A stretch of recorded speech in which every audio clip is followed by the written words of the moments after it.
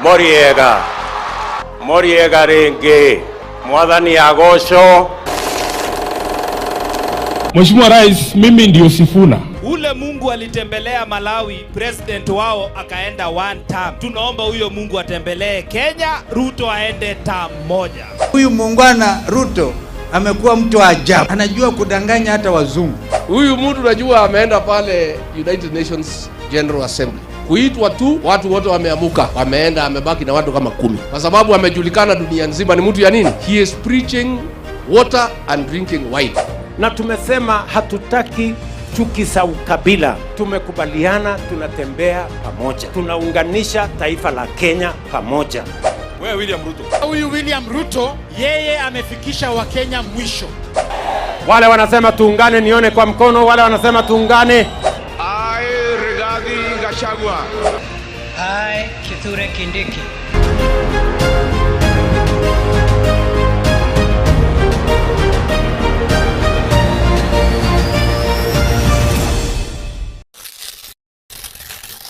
Moriega. Then before you do that, there's an MP whose question is related to this. Naisula, are you ready? If you are not, it's different. Okay. Go on, CS.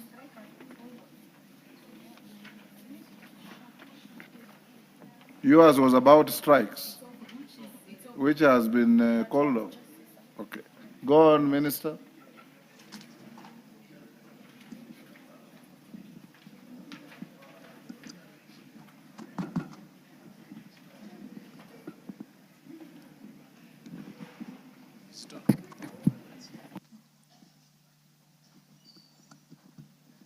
Yes, Melly, you are the one who brought this to the House, right? The issue being responded to. Yes. Thank you, Mr. Speaker. Thank you, honorable members. There was a question on strikes, and I wish to bring to the attention of the House that strike has now been called off. And I was wondering whether I should be allowed to respond to that question first before I do the capitation one? Or do I proceed with the capitation one? Okay. Thank you, members. Members, as I informed the House during my last appearance before this House on the 8th of October 2025, the Office of the Auditor General reported that some of the schools that had received capitation from the Ministry of Education were non-existent. Following this report, we decided as a ministry to undertake a comprehensive verification exercise to determine the actual number of schools and learners in the country. To ensure transparency and accountability in the utilization of public resources, we decided that capitation shall only be disbursed to schools whose enrollment will have been verified. I wish to highlight the status of capitation disbursement to schools at the various levels as follows. Mr. Speaker, in the capitation cycle released for the third term, the ministry used an enrollment of 5,833,175 learners in 23,889 primary schools to request for capitation funds amounting to Kenya shillings 1,656,741,687. This amount was subsequently released to the from the National Treasury to the Ministry of Education for disbursement. A total of Kenya shillings 1,366,659, a total of 1,366,659,262 shillings has been disbursed for a total of 4,812,189 learners as follows. Number one, 16,788 schools with an enrollment of 4,295,820 learners were cleared for full capitation and paid a total of 1,220,012,880 shillings. Number two, 235,461 learners in 3,979 schools below the threshold, that is students with less than 90 learners, were paid full capitation amounting to 66,870,924. 3,065 schools which had not submitted data or submitted data in the wrong format were paid 50% of the NEMIS enrollment. This covered 280,900 learners, accounting for Kenya shillings 79,775,458. Mr. Speaker, in the capitation cycle released for the third term of this year, an enrollment of 2,430,398 learners was used to request for capitation funds for 20,927 junior schools. Consequently, the National Treasury released a total of Kenya shillings 5,702,842,725.04 to the ministry for this level of learning. Following the ongoing verification exercise, 2,943,224 learners in 20,630 junior schools have been cleared and their capitation released, translating to disbursements of Kenya shillings 5,134,773,150.80. This amount includes Kenya shillings 78,202,838.30 that was paid for 56,599 learners in 2,145 CS, that are in the interest of time, yes. When you are talking of 5 billion, yes, just say 5 billion. Okay. If you are talking of 78 million, don't go up to 30 cents, just say 78 million. Well noted, Mr. Speaker. And thank you for that guidance. So there was that was paid to 56,599 learners in 2,100 schools that were below the threshold, and that is learners or schools that had students that are below 45 in number. This also includes 122 million paid for 118,000 learners in 934 schools that were paid 50% capitation based on NEMIS enrollment. The 934 schools are still awaiting verification and clearance, and the delays on verification have been caused by non-submission of data, late data submissions, and errors in data capture by the respective institutions. Our field officers are currently working with the institutions to ensure that the urgent submission of accurate data is done. Mr. Speaker, for secondary schools, the ministry received the sum of 10.3 billion Kenya shillings for capitation for third term. This was based on 3.3 million learners in 9,550 schools. The verification exercise for secondary schools is complete.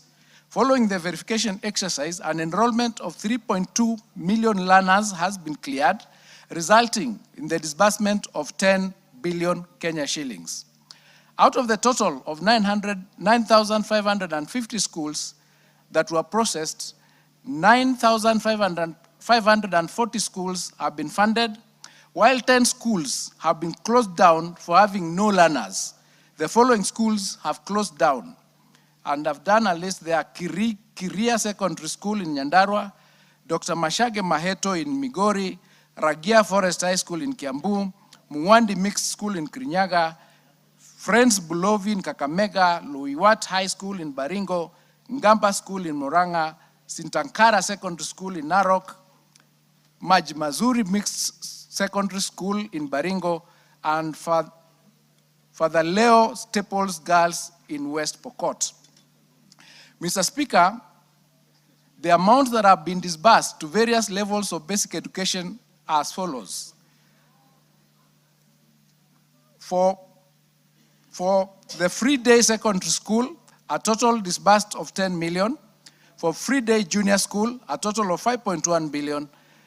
free primary education, a total of 1.7 billion, making the total disbursed of 16.5 billion Kenya shillings. The undisbursed amount from that verification exercise to date stands at 1.2 billion. As a ministry, Mr. Speaker, we are keen to clean our data and to make sure that all resources allocated to us are utilized for the right purposes and in an accountable manner. Our aim is to ensure that the resources we ask for and the decisions that we make on the use of these resources is based on accurate data that is verifiable and evidence-based. This will support all of us to achieve optimal utilization of the limited resources available. I submit.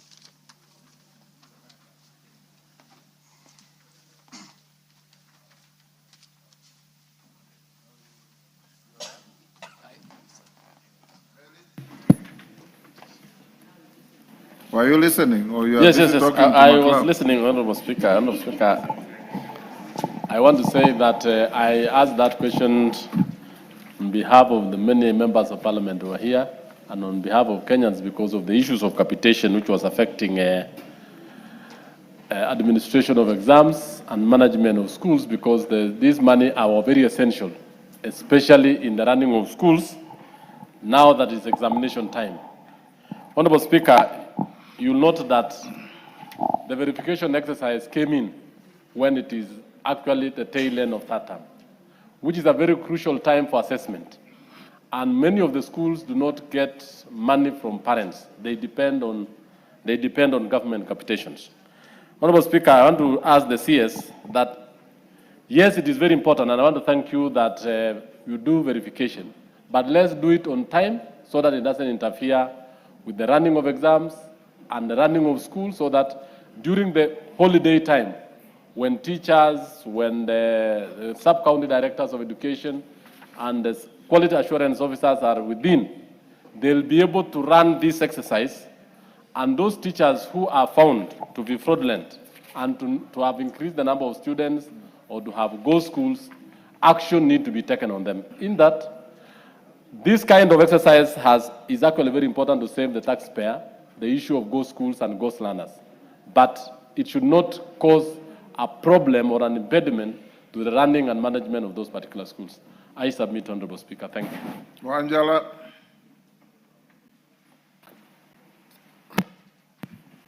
Thank you, Mr. Speaker. Mr. Speaker, the Ministry of Education has been telling Kenyans that they disbursed, and this was in fact last financial year, that they disbursed money to ghost schools. They even gave the number of the schools that got that were ghost, who received the money. It is this same ministry that wired the money to those schools. They must be knowing the accounts. They must be knowing the signatories. Mr. Speaker, the Ministry of Health recently came in and did arrest those people who have been stealing sham money. Why has it taken so long for this minister to arrest those people who withdrew the money and in those ghost accounts of schools that they call ghost schools, and those who wired the money? Because they must be knowing. For how long will we be waiting? And yet he is causing other children to suffer for nothing. He should move the way the Ministry of Health has moved. Thank you, Mr. Speaker. Ngare. Thank CS, record the interventions. Thank you, Mr. Speaker. You know, this has been a very serious issue, and I think Honorable Wanjala has raised it, the criminal culpability. I will not repeat it. But, Mr. Speaker, you remember yesterday we raised the issue of circulars, which the CS should address. Do the heads of institutions take these circulars serious anymore? Because, Mr. Speaker, the ministry has said they have issued a circular on when children should go to class. That was raised by Honorable Donya in this House. They have issued a circular on non-holding of certificates Mr. Speaker, they have issued a circular for KCSE students not to be sent home for school fees, especially in that term, Mr. Speaker. So maybe they can tell us how binding are these circulars to the heads of institutions. And finally, Mr. Speaker, the ministry should consider giving a guidance or regulation in terms of retiring head teachers and principals that leave schools with debt, Mr. Speaker. Because nowadays, Mr. Speaker, you find a principal has been promoted at 58 years or 59, they do whatever they do and leave that school toiling in debt after their exit, Mr. Speaker. So maybe that's something they can consider. As a matter of interest, honorable members, I'll give you an opportunity. What you need to tell the House and the country, you are the custodian of public interest in the ministry. You license schools. Children go to standard 1 with variables of transfers from one school to another, which is not order nguna, which is not substantial. How does your ministry end up at the tail end when children are going to do exams, start verification of records that you ought to have been keeping and updating all along? And how do you wire money to ghost schools when you license legitimate schools, you keep their records, you give them leadership in terms of head teachers, and you post teachers there? How do your officers end up creating non-existent schools and sending them money? You know, these are public resources. I think, members, these are some of the issues the minister should assist the House and the country on. Yes, Carolo Mondi. Thank you very much, Right Honorable Speaker. I saw a news item yesterday that school fees have been increased and standardized across the country at 53,000 per student,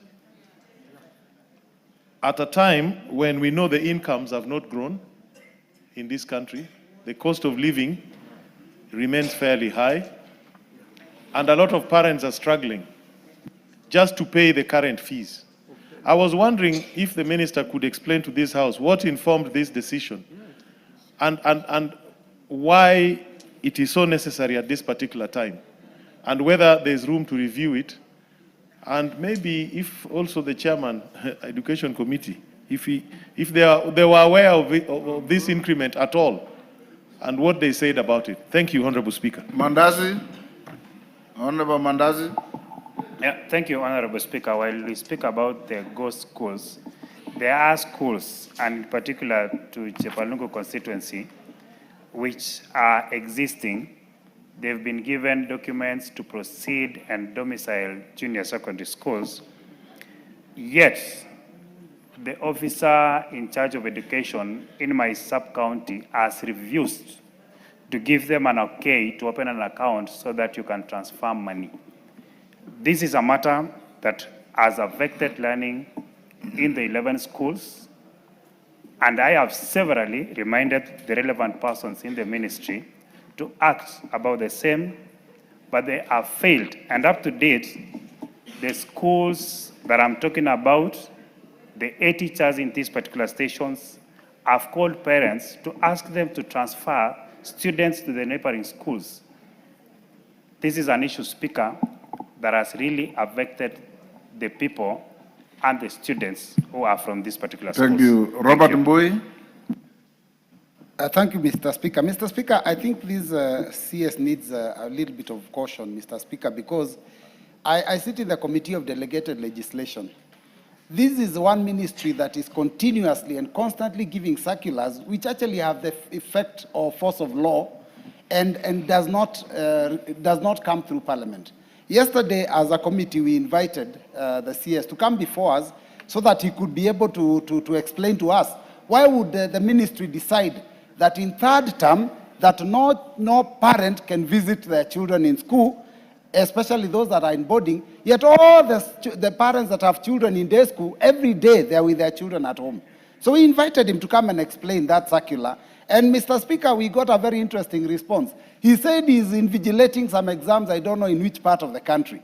Mr. Speaker, the issue of exams has to stop becoming an excuse for the minister, because If there's exams going on, there are teachers that are supposed to supervise and invigilate exams. There are police officers who are supposed to provide security. The whole government cannot be going up and down pretending to be supervising exams. So, Mr. Speaker, I think it is important that the minister respects this house and stops issuing circulars that have the force of law, because Article 94, Part 5 says that it is only this house that can make law. Thank you, Mr. Speaker.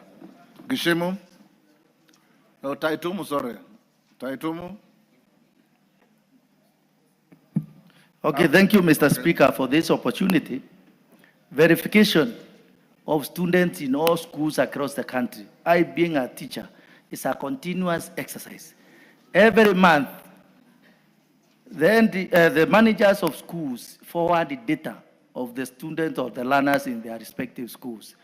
I'm asking the minister, how do you harmonize, particularly the enrollment in first term and the enrollment in third term? Because enrollment in the first term do soar, it goes up, and in third term, due to other forms of attrition dropping, the enrollment goes down.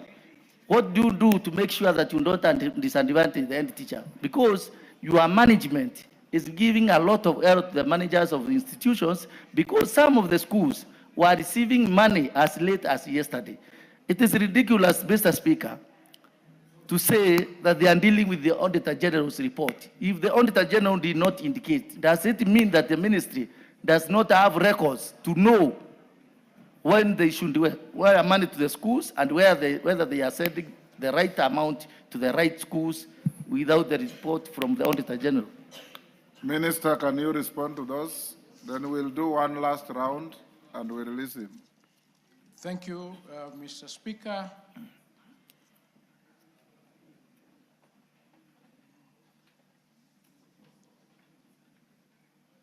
The reason why we decided to undertake the verification during this time of third term is because the report came out in August. I think there was hue and cry that we are releasing money to schools that do not exist. It would have been irresponsible of us to ignore that report and continue releasing the money the same way we used to do. So we thought what is the lesser evil, to confirm the numbers that we have, or to continue releasing the money and wait for another time to undertake this exercise. So we made a decision that we will do the verification as we are releasing the money. The money was not held permanently. Every day when we completed the verification exercise, resources to those schools were released so that the schools do not suffer. Eventually, when we realized that it is taking longer than we expected, we decided to release 50% of the capitation to the schools that had not submitted the data as we continued to undertake the exercise. Meaning, therefore, that there was no school that did not receive resources to be able to undertake their continuous programs in school because of the verification exercise. Mr. Speaker, the information that I've given, it is clear that this exercise has borne fruit, because as we have completed the exercise with only 934 schools that have not completed the exercise, where 79 million has been released to 50% of the numbers that they had presented, meaning that even if we were to release 100%, another 79 million, the balance that would be having is 1.1 billion, for which was being released for numbers that do not exist. That's why this exercise was important, and we have ensured continuously that our children do not suffer in those schools once the exams were nearing. And I can assure the House here that everybody is undertaking the exams and we are on track. The information that we have collected, it is now being analyzed to determine the issues that this House has raised. Have we been releasing money to schools that do not exist? Which school is this? This is the identification and analysis that we are doing because of that verification exercise, after which we are Minister, if the school doesn't exist, the question of which school is this does not arise. I'm saying, yes. Mr. Speaker, look, for example, the 10 schools that have closed.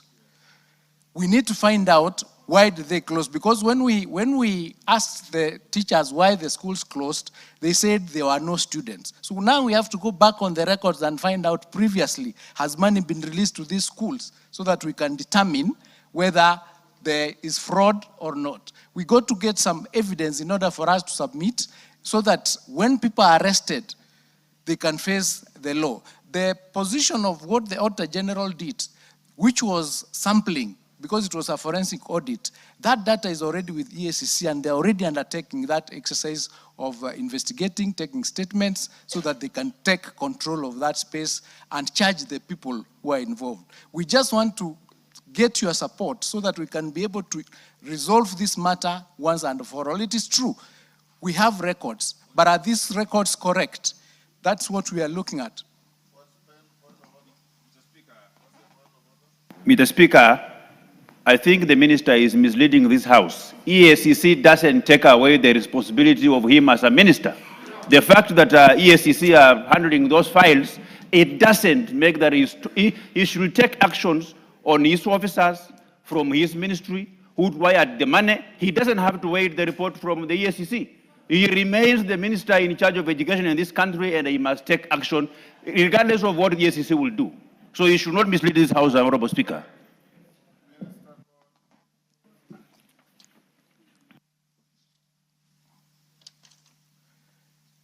The criminal culpability that we are talking about, that can only be undertaken by the investigative agencies. We would be able to take administrative action on the officers we find culpable, and then we hand them over to the investigative agencies to undertake the criminal process. That is already being done. Minister, you'll help. I don't want us to take very long on this. You'll help this House this way. You have officers of your ministry in each and every county who have a duty to keep and update records of schools continuously and furnish to your ministry. That money, public resources have been wired to non-existent schools for non-existent students. How many of your officers have you interdicted for doing this criminal act? Once we get that, then the committee will follow up with you to deal with these issues.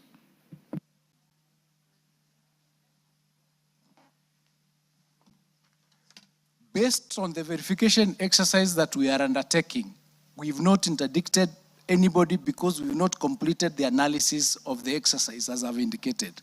We've completed the data collection, which is what I've presented here. And once we complete the exercise, we will then be able to take action. It is at that stage where we are analyzing the data that we've collected in order for it to inform us who is involved, which bank accounts, which institutions, which individuals, which officers, which sub-county, so that we can then take action against them. We can't take action against anybody based on the data that we have now because we've not concluded the exercise. That is the reason, Mr. Speaker. Yes, Melly. Mr. Speaker, the CS is disappointing me, being an alumni of the same primary school as myself, Homa Bay Primary School. Mr. Speaker, from what the CS is saying, honestly, that does not take even 2 days. So if there are things that are going wrong, and if there's one problem that we have been facing as a country, is the issue of corruption. And we have been told that we have actually identified where there are corrupt practices. Why would we be taking so long telling us that we are trying to trace here and there? You have found that there is a school, non-existent school, and somebody has paid to a non-existent school. Can I come to your office and tell you who paid to that school? It's as simple as that. Just pinpoint who paid that non-existent school and throw them out of the office. It's as simple as that. It's as simple as ABC. Minister, let him finish this round, then we take a few more. Mr. Speaker, yes. I had difficulties making that decision because the exercise is not complete. I have indicated here that there are another 934 schools that have not submitted their data. So we wanted to have this as a complete exercise prepare a complete report, including what action we have taken, where we think there's a crime committed, would then forward it to the investigative agencies to undertake. It would have been premature for me to take action against officers before I confirm for sure that this is the position or this is the offense that they have committed. We are all of us taking this exercise in order to take action at the end of the exercise. That's the reason why. Yes, I'll take 3 here, then we close. Rachel Nyamai. Thank you, Honorable Speaker. Honorable Speaker, I am equally disappointed, just the way the Honorable Millie Odhiambo is, because the Cabinet Secretary, who I believe is very knowledgeable, is telling us that 1.1 billion... He is a lawyer of very good repute, by the way. I don't know why he's doing this. Yeah, very true. So, Mr. Speaker, it is worrying to be told that 1.1 billion was released in favor of numbers or students that do not exist. Mr. Speaker, he also tells us that 934 schools have benefited from money and he is not able to verify. Mr. Speaker, there is a problem. I think it's a huge curtail that ensures that information is not provided. If it is provided, it is not provided within the right time, and that even the Cabinet Secretary himself could be having a lot of problems below him, at the director level, at the county level, at the sub-county level, at the, which is the other level? Zonal level. So there must be a problem. And 934 schools, Honorable Speaker, is not 9 schools. It means that there is a problem of failure to provide information. These people are not providing information, have a name, have an identity card, they are known where they belong to, their counties are known, their sub-counties are known, their wards are known, and they can be arrested. It is happening in other ministries. Why not in the Ministry of Education? Owen Bayer. Honorable Speaker, I want to say this, yeah. Don't say, ask the minister. I want to ask the minister. Yes. You know, you need to take action not only on teachers. That ministry, there are people who have overstayed in certain positions that will forever guard the information. Yourself and the PS are new there. There are people who are very strong roots, deep roots, and they will protect their system so that they continue to eat the money in that ministry. Unless you become ruthless and have ruthless focus on those people, Honorable Speaker, money will continue to disappear in that ministry. So what you need to do is do what Kiraitu Murungi said, a radical surgery in that ministry, just like they did in the judiciary, so that you can unearth, but as you unearth, it also goes with people who then you will get breathing space and space to manage that ministry. Otherwise, our children will continue to suffer if we go that way. I can assure you, Honorable Minister, you will wait for that date and it will not come. I have seen it in my county. The people there protect each other. From the county director who has stayed there for over 8 years, to all the sub-counties who have stayed there for over 10 years. And everybody else is just comfortable waiting for the money from the ministry to eat the money. Honorable Speaker, unless radical surgery is done in the Ministry of Education, we will continue to say the same things here. Honorable Speaker, I thank you. Thank you, Honorable Speaker. As we join this, the Cabinet Secretary must be aware that, as Bayer said, the ministry is full of cartels. For example, there is a deliberate process to understate the number of learners in some schools and inflate in others. How is it done, Honorable Speaker? They deliberately refuse to admit them or register them in NEMIS as it is now, on very spurious reasons, non-existent reasons at all. For example, I can tell you, Honorable Speaker, and I want to tell the Cabinet Secretary, that in Funyula constituency, we could be having about 25% of the children in school who are not registered in the ministry records and they do not get that capitation. What is he going to do to clean up the ministry to ensure there is fairness in distribution of the resources available? Thank you. Russell. Thank you very much, Honorable Speaker. Honorable Speaker, listening to the CS here, I am really concerned because today there's more supervision of education in our counties and sub-counties. What didn't exist maybe during your time or my time? We have curriculum support officers, quality assurance, all the way to the divisions. So that simply means that what he is telling us, either there is no supervision or there's too much bureaucracy in education that we can have schools that don't exist, or youngsters or learners who cannot be found or registered. For that reason, let the minister explain to us, are we overemploying in education, particularly in those who are supposed to supervise? Thank you, Honorable Speaker.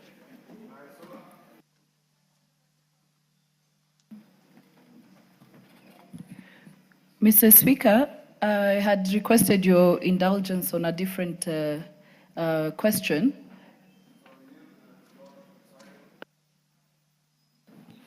Thank you, Honorable Speaker. Honorable Speaker, my biggest worry will be what Owen Bayer tried to allude to.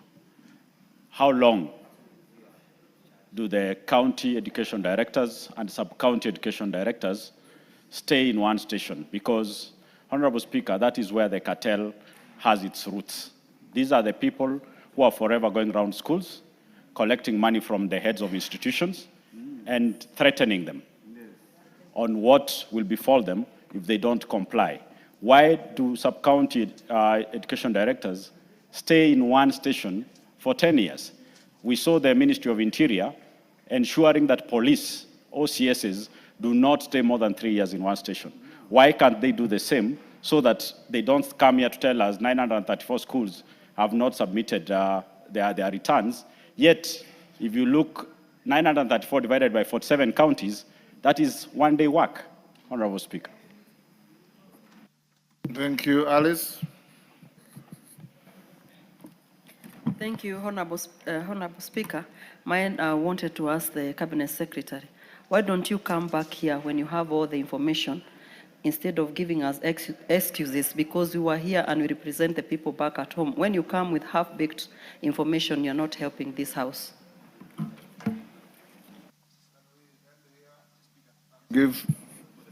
Yes, Dilmas, what is it? Thank you, Mr. Speaker. I think all I want to ask the minister is that since when I was a small child, there are very many circulars and directives that have been issued by the Minister for Education to date. The Minister for Education, as we speak today, issued directives that students should not be sent home for levies that have not been approved by government. Most importantly, things like lunch fees and the very many other auxiliary fees that are not important. The minister has said that schools should not send these children away. Millions of children are at home for failure to pay lunch fees, which is a private levy, not a government-approved levy. So how sure are we that the minister directives that is telling this House that the principals are going to obey? Is it true that the principals of high school are more powerful than CS for education in our country? Is it true, the Honorable Speaker, that if you check at the circulars that the ministry has issued to the principals of high schools and the headmasters of JSS and primary schools, none of them have been obeyed. They have been disregarded, Mr. Speaker. We need to know if those head teachers are powerful than the minister, then we should summon those head teachers directly here instead of passing through the minister whose directives are not obeyed. Thank you, Mr. Speaker. Kwenya, what is it? Mr. Speaker, one of the schools that was mentioned, one of them is in my constituency. The number one school that was mentioned, Kiria Secondary School, that was closed. And the reasons given by the minister do not hold. And that is why, Mr. Speaker, we need to interrogate the ministry properly, because it cannot be you saying that the school was closed because of lack of students. Yet we know that TSC refused to post teachers to that school because the location is not so favorable for teachers.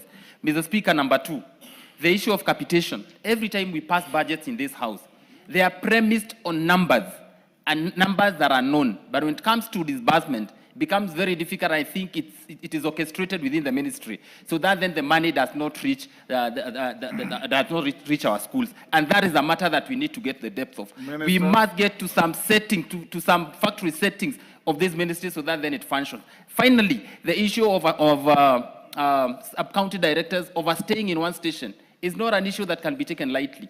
They are masquerading and moving everywhere, with powers that they do not wield, collecting money from institutions, as it has been said. Point made. Yes, Minister. Thank you, Mr. Speaker. As I indicated, we started this exercise and it is not complete.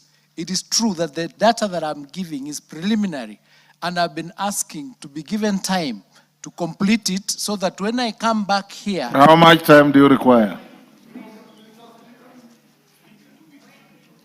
Wangela, what is it? Mr. Speaker, sir, you know the cartel that are taking this money. I don't know. No. I know you don't know. Thank you, Mr. I know you don't know. But, Mr. Speaker, the cartels from the ministry that registers, that do all this dirty work, that deposit money in accounts, are all from the ministry. Would I be in order to say that this minister, who is claiming to be auditing all these documents from June to December to January, that he's playing tricks with us until we forget, so that we go to next year, the same thing continues, because he's a beneficiary of these cartels, because they steal from there. The minister must be a beneficiary. And Mr. Speaker, I would ask even the president that now that he wants Akisi to be the minister for education, why can't he bring back Matiang'i? Order. Order, Wanjala. You are totally out of order. Minister, ignore that and answer other questions. I will... Order. Order, Donya. Order, Donya, sit down. I have ruled Wanjala out of order. Order. I've ruled Wanjala out of order, and that material will be expunged from the Hansard. Minister, go ahead. Thank you, Mr. Speaker. For the record, this exercise of verification, we started exactly 2 months ago, on the 5th of September 2025, not June. And it is unfair to make a claim, and I've asked, give me time, I give you a report and the action that I've taken.